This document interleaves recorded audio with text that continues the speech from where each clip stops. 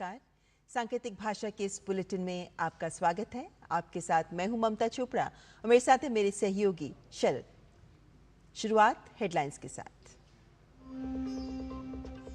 जदयू ने 57 सीटों पर प्रत्याशियों के नाम का किया ऐलान। उप मुख्यमंत्री विजय सिन्हा और आरजेडी नेता तेजस्वी यादव समेत कई प्रत्याशियों ने दाखिल किया नामांकन। जन सुराज प्रमुख प्रशांत किशोर का चुनाव लड़ने से इनकार।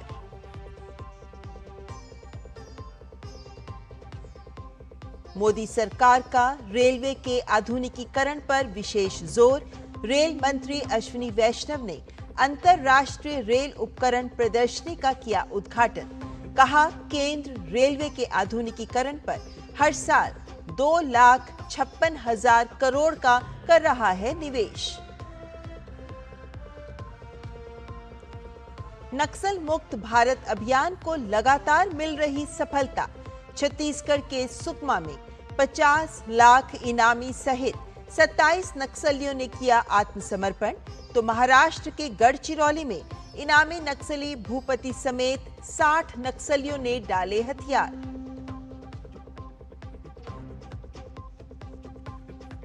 दिवाली पर सुप्रीम कोर्ट का बड़ा तोहफा। दिल्ली एनसीआर में ग्रीन पटाखे जलाने की सशर्त अनुमति। फैसले का दिल्ली की सीएम समेत मंत्रियों ने किया स्वागत।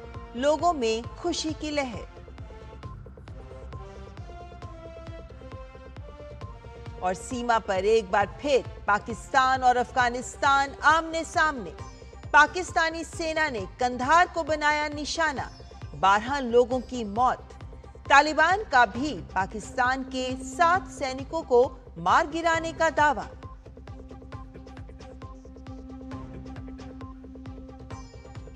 और अब खबरें विस्तार से। जनता दल यूनाइटेड ने बिहार विधानसभा चुनाव के लिए प्रत्याशियों की पहली सूची जारी कर दी है। इस सूची में 57 प्रत्याशियों के नाम का ऐलान किया गया है। इनमें मंत्री श्रवण कुमार, विजय कुमार चौधरी, महेश्वर हजारी समेत कई दिग्गज नेताओं के नाम शामिल हैं। मोकामा से अनंत सिंह, एकमा से धूमल सिंह, कुचायकोट से अमरेंद्र पांडे को टिकट दिया है। सराय रंजन से विजय कुमार चौधरी के बेटे के चुनाव लड़ने की सूचना थी, लेकिन पार्टी ने फिर से मंत्री विजय चौधरी को ही उतारा है। 2020 में सबसे कम 12 वोटों से चुनाव जीते कृष्ण मुरारी शरण उर्फ प्रेम मुखिया को फिर से हिलसा से टिकट दिया गया है। मंत्री माहेश्वर हजारी के टिकट कटने की सूचना मीडिया में चल रही थी, लेकिन पार्टी ने उन्हीं पर भरोसा जताते हुए कल्याणपुर से टिकट दिया है। मंत्री रत्नेश सादा को भी सोनबरसा से टिकट मिल गया है। भारतीय जनता पार्टी के वरिष्ठ नेता विजय कुमार सिन्हा ने लखीसराय विधानसभा सीट से नामांकन दाखिल किया है। उनके नामांकन में दिल्ली की मुख्यमंत्री रेखा गुप्ता भी शामिल हुई। केंद्रीय मंत्री गिरिराज सिंह और भाजपा प्रदेश अध्यक्ष सम्राट चौधरी भी उप मुख्यमंत्री विजय कुमार सिन्हा के नामांकन के दौरान मौजूद रहे। लखीसराय सीट से वे अब तक 4 बार विधायक चुने जा चुके हैं। भाजपा के लिए ये सीट लंबे समय से एक मजबूत गढ़ रही है। उनके नामांकन के दौरान भारी संख्या में समर्थक और पार्टी कार्यकर्ता उपस्थित रहे। नामांकन के दौरान विजय कुमार सिन्हा ने कहा कि जनता ने उन पर विश्वास दिखाया है और आगे भी जनता के हित के लिए वे काम करते रहेंगे।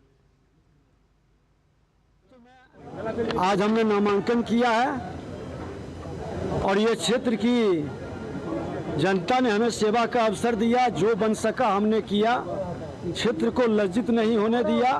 आगे भी विकास की रफ्तार बढ़ेगी और इस क्षेत्र को पूरे बिहार के नक्शे पर अव्वल दर्जे में लाने का हमारा प्रयास रहेगा।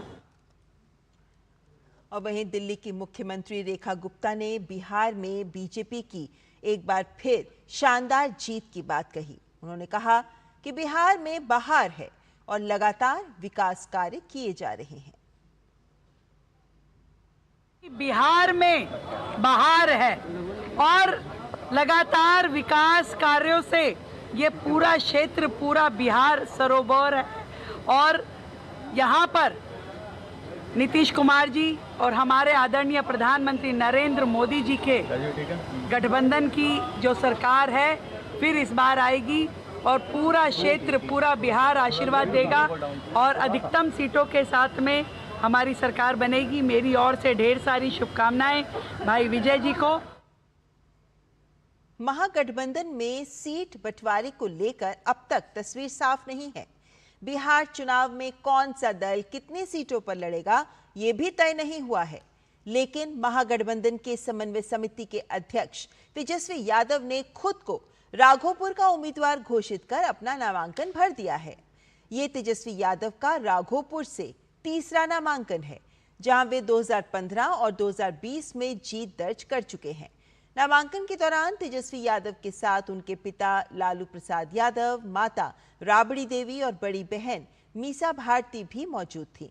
नामांकन के बाद तेजस्वी यादव ने विश्वास जताया कि राघोपुर की जनता एक बार फिर उन पर भरोसा करेगी।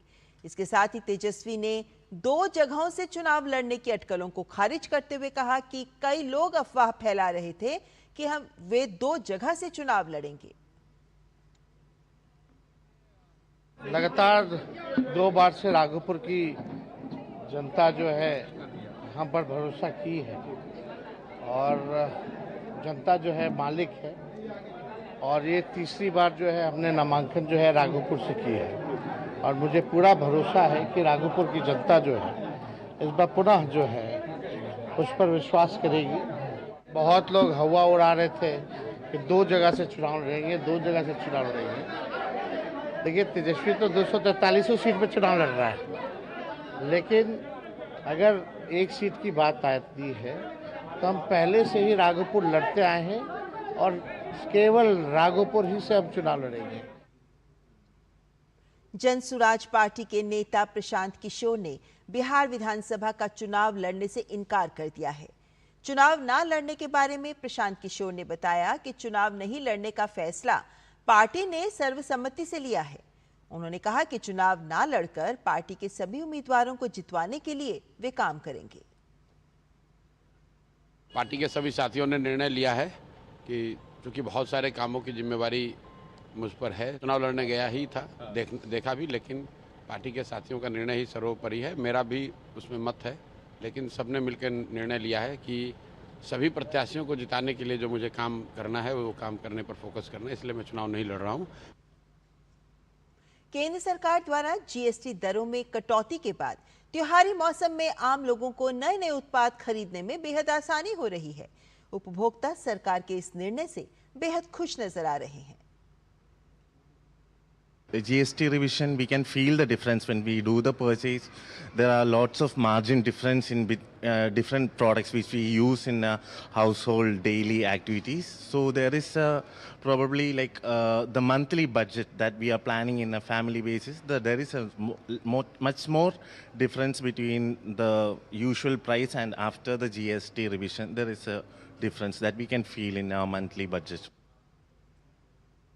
केंद्रीय विज्ञान और प्रौद्योगिकी मंत्री डॉक्टर जितेंद्र सिंह ने तिरुवनंतपुरम में CSIR NIIST के स्वर्ण जयंती समारोह के समापन कार्यक्रम में हिस्सा लिया। उन्होंने संस्थान द्वारा अनुसंधान और नवाचार में किए जा रहे कार्यों की सराहना की। जितेंद्र सिंह ने बताया कि NIIST द्वारा विकसित बायोमेडिकल वेस्ट उपचार तकनीक पूरे देश में सफलतापूर्वक उपयोग हो रही है। उन्होंने कहा कि सरकार ने अनुसंधान को बढ़ावा देने के लिए CSIR संस्थानों के बजट में उल्लेखनीय वृद्धि की है। CSIR has 37 labs or institutes spread across the country, and each one of them specializes in one or the other domain. And over the last few years, we have sought to showcase what is there being created in each of the institutes so that it reaches widely and more closely to the stakeholders for those who it is meant. CSIR budget has increased many-fold, and at the same time, as I said, we have opened up to the private sector. The National Research Foundation is one of the creations of this government. The R&D Innovation Fund, particularly dedicated to promote and to facilitate the involvement of the private sector. नई दिल्ली के प्रसार भारती कार्यालय में प्रसार भारती के OTT platform waves और online shopping platform डिजी heart के बीच एक करारनामे पर हस्ताक्षर किए गए, जिसमें डिजी हार्ट ने वेव्स प्लेटफॉर्म के दर्शकों के लिए एक खास छूट की व्यवस्था शुरू की है। समझौता ज्ञापन के मौके पर प्रसार भारती के CEO गौरव द्विवेदी और डिजी हार्ट के COO राहुल विज मौजूद रहे। प्रसार भारती की जो OTT ऐप है वेव्स और डिजी हार्ट के बीच आज ये एक करार हमने किया। स्वरूप ये रहेगा कि जो हमारी वेव्स OTT ऐप के ऊपर लोग आएंगे तो डिजी हार्ट के माध्यम से जो भी कुछ खरीदी करने के लिए वो प्रोत्साहित होंगे, उनको डिजी हार्ट की तरफ से एक विशेष ऑफ़र 18 तारीख तक रहेगा डिस्काउंट का, और जिसमें लगभग 120 रुपये तक के डिस्काउंट्स लोगों को इंडिविजुअल ट्रांजैक्शंस पर मिल सकते हैं। और उसके बाद आने वाले 2-3 महीने तक ये ऑफ़र और खुला रहेगा कि जो इंडिविजुअल ट्रांजैक्शंस वहाँ डिजी हार्ट ऐप पर वेव्स के कस्टमर्स के द्वारा किया जाएगा, उसमें उनको प्रति ट्रांजैक्शन 100 रुपये तक की उसकी वहाँ पर छूट मिलेगी। मैं इसका बड़ा सिंपल सा एक आपको डेमो बता देता हूँ। आप अगर अपना कैमरा यहाँ फोकस करेंगे तो ये हमारी वेव्स ऐप है।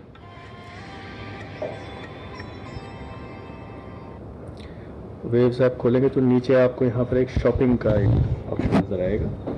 आप यहाँ क्लिक करिए, आप डिजी हार्ट पर जाइए और डिजी हार्ट पर फिर जो भी वहाँ पर डील्स उपलब्ध हैं उन डील्स में छूट का लाभ वेव्स के कस्टमर्स के लिए विशेष रूप से डिजी हार्ट की टीम की तरफ से। वेव्स पर जाएं, हमारा कंटेंट देखें, टीवी देखें, रेडियो सुनें, मूवीज़ देखें, शोज़ देखें, गेम्स खेलें, मैगजीन्स पढ़ें और शॉपिंग करें। सभी के लिए एक स्थान वेव्स OTT। और इस मौके पर डिजी हार्ट के COO राहुल विज ने कहा कि दर्शक वेव्स पर अपने लोकप्रिय शो के साथ साथ डिजी हार्ट की विशेष छूट सेवा का लाभ उठा सकते हैं। अब डिजी हार्ट उपलब्ध है प्रसार भारती की ऐप वेव्स पे भी। सो आप अपना फेवरेट शो देखते देखते साथ में उस प्रोडक्ट्स को ऑर्डर भी कर सकते हैं और वहीं पे रिसीव कर सकते हैं। कस्टमर के लिए एक स्पेशल ऑफर है, हर वेव्स के कस्टमर के लिए एक 120 रुपये तक का डिस्काउंट अवेलेबल है, जिससे वो अपने फेवरेट रेस्टोरेंट से, अपने फेवरेट दुकानदार से खाने का, शॉपिंग का सामान, लोकल आर्टिफैक्ट्स कुछ भी ऑर्डर कर सकता है। और फिलहाल यहाँ वक्त एक ब्रेक का।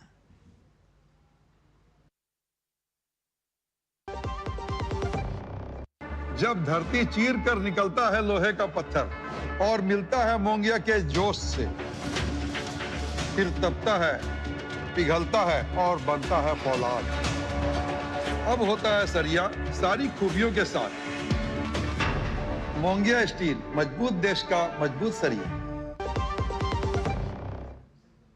सुप्रीम कोर्ट ने दिल्ली NCR में पटाखों पर पूर्ण पाबंदी के अपने पुराने फैसले में बदलाव करते हुए ग्रीन पटाखों को सशर्त अनुमति दे दी है।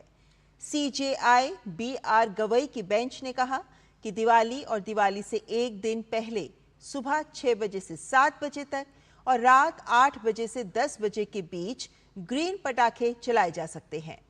नीरी और पेसो एजेंसी द्वारा अधिकृत ग्रीन पटाखे और लाइसेंस धारक ही कुछ निश्चित स्थानों से ग्रीन पटाखों की बिक्री कर सकेंगे।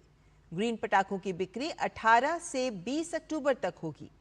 कोर्ट ने कहा है कि राज्य सरकार जांच दल गठित कर यह सुनिश्चित करें कि ग्रीन पटाखों की आड़ में प्रतिबंधित पटाखे ना बेचे जाएं। सुप्रीम कोर्ट ने कहा कि ऐसा करने वालों पर सख्त कार्रवाई हो और उनके लाइसेंस रद्द कर दिए जाएं। कोर्ट ने CPCB और राज्य प्रदूषण नियंत्रण बोर्ड से कहा है कि वे 14 अक्टूबर से 25 अक्टूबर तक दिल्ली NCR की वायु गुणवत्ता के आंकड़ों को कोर्ट को सौंपे। CJI BR गवई ने कहा कि पूर्ण प्रतिबंध के बाद गैर कानूनी तरीके से प्रतिबंधित पटाखों को और गैर कानूनी तरीके से दिल्ली NCR में बेचा जा रहा था, जिससे ग्रीन पटाखों की तुलना में अधिक नुकसान होता है। दिल्ली की मुख्यमंत्री रेखा गुप्ता ने सुप्रीम कोर्ट द्वारा दिवाली पर दिल्ली NCR में ग्रीन पटाखे फोड़ने की अनुमति दिए जाने पर हर्ष जताया है। CM रेखा ने सुप्रीम कोर्ट का आभार व्यक्त करते हुए कहा कि पर्यावरण और परंपरा के बीच संतुलन बनाए रखना जरूरी है और दिल्ली सरकार इस बात को बखूबी समझती है। सालों बाद दिल्ली के लोग जो भावनाएं इस इतने बड़े त्यौहार से जुड़ी है, करोड़ों करोड़ लोगों की भावनाओं का सम्मान करते हुए माननीय कोर्ट ने जो अपने आदेश दिए हैं दिल्ली सरकार के निवेदन पे, दिल की गहराई से मैं उनका साधुवाद करती हूँ, धन्यवाद करती हूँ दिल्ली की जनता की ओर से, और विश्वास दिलाते हैं कि हम स्वयं भी, सब लोग, जनता, दिल्ली की जनता भी, दिल्ली की सरकार भी पर्यावरण का विशेष रूप से ध्यान रखते हुए ही इस ग्रीन क्रैकर्स का बच्चे आनंद उठाएंगे और हम सब मिलकर के दिल्ली के पर्यावरण को भी सुरक्षित रखेंगे, परंतु अपने इस त्यौहार को भी भव्यता के साथ मनाएंगे।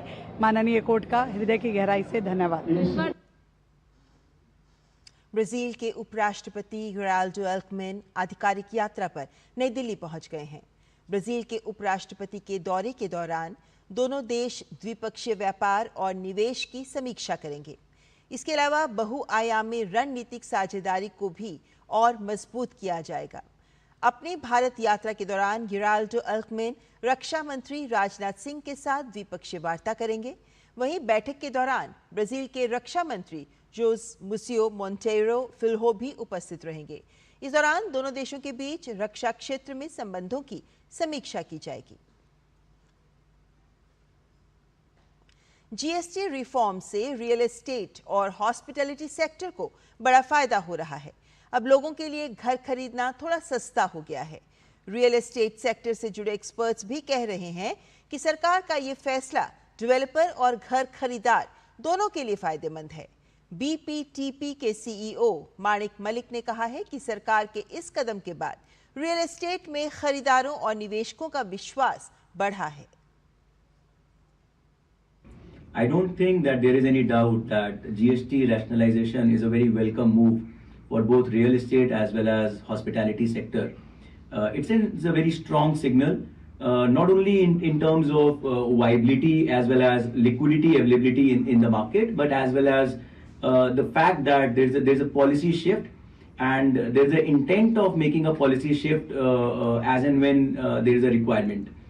It reinforces buyers and investors' sentiments, particularly at the time of festive optimism. So as an industry, we see this as a structural enabler that supports execution as well as reaffirms government's commitment to growth-led sector like real estate as well as hospitality.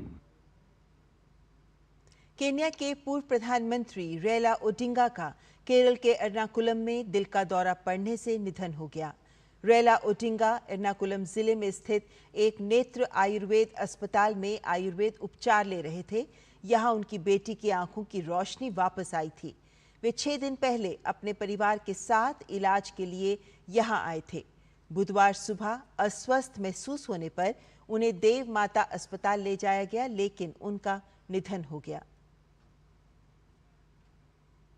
प्रधानमंत्री नरेंद्र मोदी ने Kenya के पूर्व प्रधानमंत्री रेला Odinga के निधन पर शोक व्यक्त किया है। प्रधानमंत्री मोदी ने रेला ओडिंगा के साथ अपनी एक पुरानी तस्वीर साझा करते हुए प्लेटफॉर्म एक्स पर लिखा,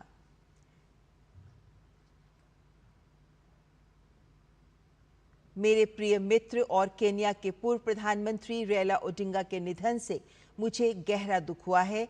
वे एक प्रखर राजनेता और भारत के प्रिय मित्र थे। गुजरात के मुख्यमंत्री के रूप में अपने कार्यकाल के दौरान मुझे उन्हें करीब से जानने का सौभाग्य प्राप्त हुआ। वे भारत केन्या संबंधों को मजबूत करने और हमारा सहयोग वर्षों तक जारी रहा। भारत हमारी संस्कृति, मूल्यों और प्राचीन ज्ञान के प्रति उनका विशेष लगाव था। उनके प्रयासों में ये परिलक्षित होता था। वे विशेष रूप से आयुर्वेद और भारत की पारंपरिक चिकित्सा प्रणालियों के प्रशंसक थे, क्योंकि उन्होंने अपनी बेटी के स्वास्थ्य पर इनके सकारात्मक प्रभाव को देखा था। इस दुख की घड़ी में मैं उनके परिवार, मित्रों और केन्या के लोगों के प्रति अपनी गहरी संवेदना व्यक्त करता हूं। धार्मिक धारावाहिक महाभारत में कर्ण का किरदार निभाने वाले लोकप्रिय अभिनेता पंकज धीर का 68 वर्ष की उम्र में निधन हो गया है। वे लंबे समय से कैंसर जैसी गंभीर बीमारी से जूझ रहे थे। उनके निधन पर उनके परिवार के साथ साथ दोस्त, रिश्तेदार और प्रशंसकों ने दुख जताया है।